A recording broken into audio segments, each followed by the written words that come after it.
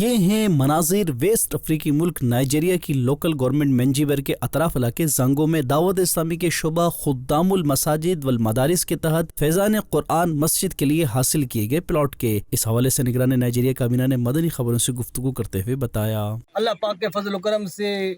امیر اہل سنت کے حکم پر الحمدللہ نائجیریا کانوں کے علاقے زانگو میں ہم جامع مسجد فیضان القرآن کا سنگ بنیاد رکھنے جا رہے ہیں۔ آپ تمام اسلام بھی دعا فرمائیے گا کہ اللہ کرے ہم جلد از جلد اس مسجد کو پائے تکمیل تک بھی پہنچائیں